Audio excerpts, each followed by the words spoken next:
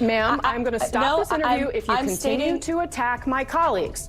I would like to talk about Joe Biden and Donald Trump, who you work for. I am stating facts that your colleagues have stated in the past. Okay, now, I'm sorry, guys. We're going to come back out to the panel. Caroline, thank you very much for your time. The most divisive and disgusting speech that any president, certainly in my lifetime, has ever given. He essentially waged war on half of the country by saying that we are all a threat to democracy because we believe in putting America first. It's not radical to want to put your country and your own people first. It's not radical to want to have a strong border, a strong military, and to unleash the might of your own economy, not economies around the world. You know, we have seen cultural Marxism trickling its way through every institution in this country. The public school system, the higher education university system, Hollywood, big tech, the corrupt mainstream media that I fought against in President Trump's White House are indoctrinating my generation of Americans into hating our country, hating one another based on race and gender and all of this other BS, quite frankly. In a statement afterwards, this young lady claimed her, quote, on-air snub proves that you-know-who will not be treated fairly in the upcoming debate. Now, do you think this is going to make people doubt whether CNN can stay objective, or is this more the same of, everybody's against me, it's all rigged, I tell you. Is everything rigged? No, it's their MO. That's what they do. Rachel Maddow said last week, she's like, if the election is lost, it was rigged. If there's a debate, then the moderators are probably biased and they're prejudiced against me. Well, you know, listen, if you don't have anything to say, you blab. You just go on and on and on and on and on and on and on and on and on and on. Right. That's what you hear. Yeah. When they don't have anything to hold you with, nothing to make you think about what they have to say. That you saw live on this program yesterday. Joy Behar stirring the pot of controversy after saying this about Caroline. Do you want to take this? So you cannot be attractive and smart? I will try to give Joy the benefit, and thank you. I try to give Joy the benefit of the doubt that she didn't see that briefing, because if you saw that yesterday on numerous topics, no big binder, I think she might have had a different impression of this young woman who held her own. I mean, you would have to give her the benefit of the doubt that she did absolutely no research or reading about anything dealing with Caroline Leavitt before she made that remark. Because Caroline Leavitt she went to St. Ansel College, she worked for WMUR Ran for Congress? In New Hampshire. She ran for Congress at the age of 25, put on a very good campaign. She lost by 8 or 9 points, but she still put on a good campaign. Then she was the press secretary for the Trump campaign, going on TV literally every day. Well, heavily pregnant and a new mom. Pregnant. Yeah, she's a new mother. And then she goes out yesterday and gives and this, again, this is speaking very objectively, because I've watched every press secretary since going back to Marlon Fitzwater. Yeah, I'm that old. And she went out there for her very first briefing at the age of 27 years old, the youngest press secretary ever, and did a terrific job. Yeah. I would like this young lady this is her first job, I would like her to do a little homework, because she said something yesterday that really pissed me off. And that was, she said, there will be no wokeness here. Oh, yeah. Let me explain something to you, because without that wokeness, you might not have that job. Yeah. Because women were not invited to that table. Women were not invited to many tables in this nation. The reason we fought and busted our behinds to make sure that you didn't have to worry about this. And now to hear you talk about it, and to hear anybody talk about the wokeness was put in place for a reason, because black people couldn't get into colleges, because women could not get into the colleges they wanted to go to. This is all women. Yeah. See, this is not black, Asian women. This is all women. Women were not invited to this party. It was a man's world, and we busted our... What happens when the queen of daytime television gets blindsided on her own stage? Well, let's just say Whoopi Goldberg wasn't ready for this. Because in one jaw-dropping moment on The View, a young conservative named Caroline Leavitt walked into the lion's den and ended up flipping the whole table. No one expected it, not the audience, not the panel, not even Whoopi herself. But what happened next? Oh, you're gonna want to stick around for this. See, when you've got nothing real to say, you just talk and talk and talk. That's the secret sauce of The View, a non-stop stream of smug giggles, eye rolls, and self-congratulation all wrapped in a neat, left-leaning package. But here's the thing, the voters, they're not buying it anymore. The women on The View have become a caricature, completely out of touch with everyday Americans. And at the center of it all, Whoopi Goldberg, the self-declared queen of the table. For years, she's ruled that stage with an iron smirk, cutting off guests, bulldozing opposing opinions, and acting like her take on the world was gospel truth. But that iron grip, it cracked. And the one who delivered the blow? Caroline Leavitt. Yeah, the same Caroline Leavitt that Whoopi tried to dismiss in a single sentence. It all started like any other episode. Cue the scripted laugh, the synchronized nodding, the usual panel ready to defend wokeness like it's the cornerstone of civilization. And to them, it is. So when the topic came up, Whoopi leaned back with all the confidence in the world. She flashed that familiar smirk, the one that says, "Watch this." Then she pointed at Caroline and said, "Without wokeness, you wouldn't even have this job." The room went silent. The audience stiffened. Joy Behar, the master of snark, shifted in her seat like even she wasn't sure what just happened.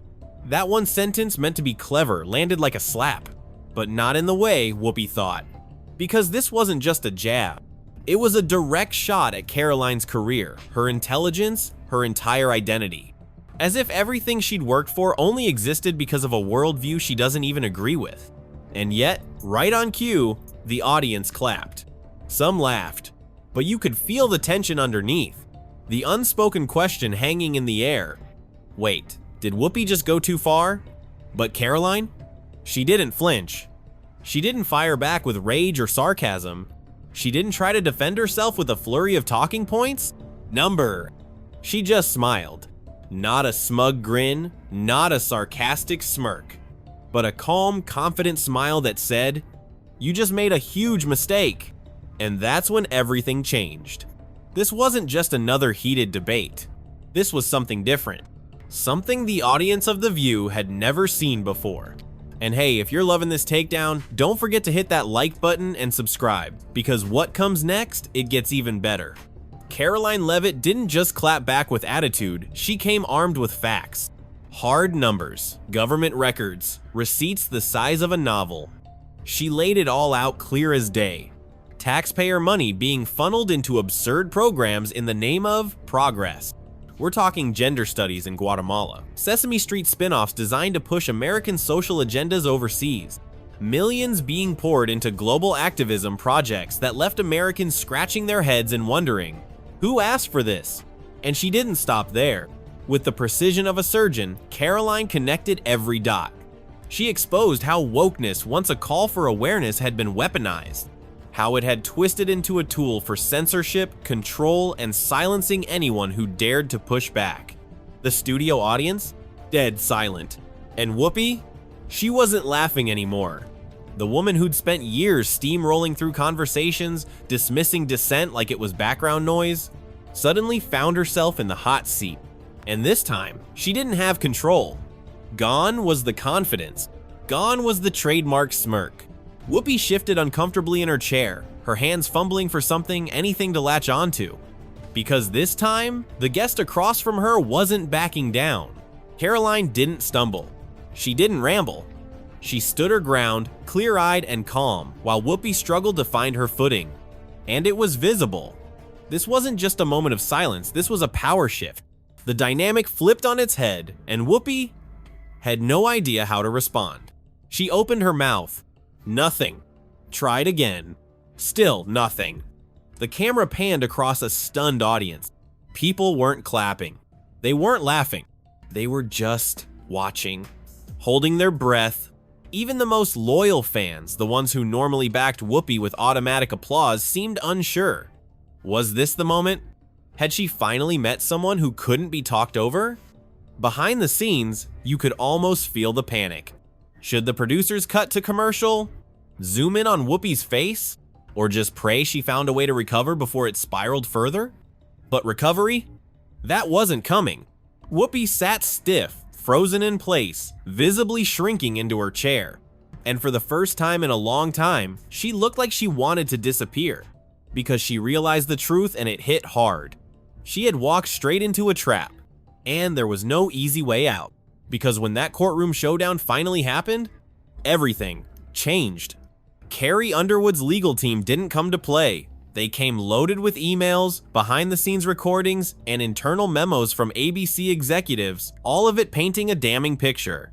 Turns out, producers at The View had been warned multiple times about the way Whoopi and the others handled conservative guests and public figures. They knew the tone was crossing the line, they just didn't care. Why? Because controversy brings ratings.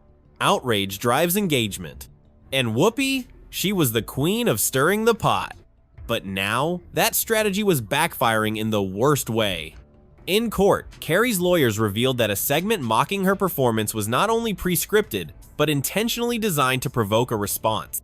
It wasn't just casual commentary, it was calculated character assassination.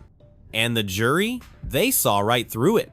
Suddenly, this wasn't just about Carrie Underwood. This was about every guest who'd ever been ridiculed, every voice silenced, and every smear campaign disguised as harmless banter. ABC scrambled for damage control. They released half-hearted statements, blamed editorial miscommunication, and even tried to shield Whoopi with legal loopholes. But the cracks were already showing. And here's where it gets even messier. Enter Elon Musk. Now, love him or hate him, when Elon speaks, the world listens. And when The View went after him for his Twitter acquisition and free speech stance, Whoopi didn't hold back. She labeled him a threat, mocked his intelligence, even implied he was enabling hate speech without a shred of evidence. Elon, he didn't say much at first. But then, quietly and methodically, he filed his own $500 million defamation suit, alleging intentional damage to his reputation and business interests. Boom, another lawsuit. Another PR disaster. And now, with Caroline Leavitt entering the ring, it's no longer just a pattern, it's a crisis. The narrative Whoopi tried to push for years, that she's the wise, untouchable voice of reason, is collapsing in real time. Because Caroline didn't just come with opinions. She came with a mirror. And she made Whoopi and the entire View panel look straight into it. So now the question isn't, will ABC finally step in? How long can they afford not to? Lawsuits, backlash, collapsing ratings, and a growing public that's waking up and asking the one thing the mainstream media fears most: who's really holding them accountable? It's refreshing to finally see someone break free from The View's scripted bias. Watching Caroline Leavitt confidently stand her ground with facts, not emotion, not talking points, felt like a rare win in mainstream media. She didn't stutter, she didn't cave, and she sure didn't play their game. Instead, she flipped the script and exposed the cracks for all to see. Meanwhile, Whoopi Goldberg, once a respected actress, is now clinging to relevance through manufactured outrage. Her legacy, once built on talent, has eroded into rants, outbursts, and lawsuits. What exactly has Whoopi contributed in recent years besides controversy? Nothing of substance, no impact, no leadership, just chaos. And the receipts? They keep piling up. Leaked emails made it clear ABC orchestrated the smear campaign against Carrie Underwood to spark controversy and keep The View trending. It wasn't a slip-up. It was calculated, malicious, and it backfired hard. When the truth surfaced, ABC executives scrambled to clean up the mess, quietly settling for a massive, undisclosed amount behind closed doors. But it was too late. The industry was rattled. The media world began asking one question no one wanted to touch. Is The View finally collapsing under its own weight? Then came Elon Musk, and he wasn't interested in playing defense. After months of being slandered by the show, being called dangerous, dishonest, even a threat to democracy, Musk hit back with a lawsuit that sent shockwaves through the network. Advertisers started to pull out, ratings dropped, the goldmine was losing its shine. Now, with 3 public lawsuits, a media firestorm, and a growing credibility crisis, The View isn't just in trouble, it's on the verge of total collapse. And the final blow? Whoopi Goldberg, the face of the show, was quietly pushed out after her catastrophic exchange with Caroline Leavitt. ABC tried to spin it as a break, but make no mistake, she was let go. They had no choice. Too much damage, too many scandals, and too few people left willing to defend her. Now, The View faces a defining moment, double down on their old tactics, or finally evolve. But for now, one thing is crystal clear. Caroline Leavitt is the one who stood tall. She's the one who didn't flinch. She's the one who forced the truth into the spotlight. And Whoopi? She's gone. Is this the beginning of the end for The View? We want to hear from you. Drop your thoughts in the comments below. Is this justice finally being served, or just the start of a larger cultural shift? Don't forget to like, subscribe, and hit that notification bell so you never miss an update where we break down the stories the mainstream media won't touch. This is just the beginning.